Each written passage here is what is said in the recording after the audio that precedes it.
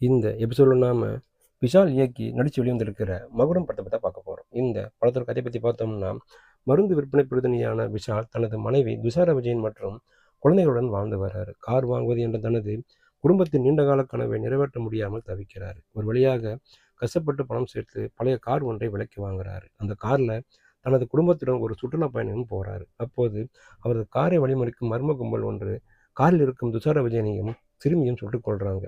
தனது மகனுடன் காட்டுக்குள் ஓடி தப்பிக்கும் விஷால் ஒரு கட்டத்தில் எதிரிகளை பந்தாடத் தொடங்குகிறார். இதற்கெல்லாம் என்ன காரணம் என்று தனது மகன் கேட்க, லிங்கா என்று தனது தந்தை பெயரை பதிலாக கொடுக்கிறார் விஷால். விஷால் நிலைக்கு காரணம் என்ன, லிங்கா யார், இதன் பின்னணி என்ன, இதான் இந்த படத்தோட மீதி கதை.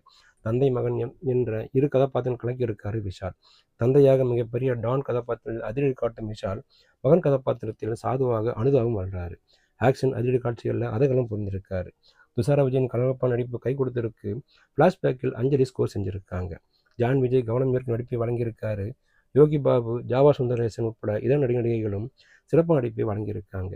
ரிச்சர்ட் எம் நாதன் மற்றும் அபிநந்தன் ராமானுஜம் ஒளிப்பதில் காட்சிகள் மிரட்டல்னு சொல்லலாம். ஜிபி பிரகாஷின் இசை படத்துக்கு பலம் சேர்த்திருக்கு. பாடல்களும் கலக்கலாக இருக்கு.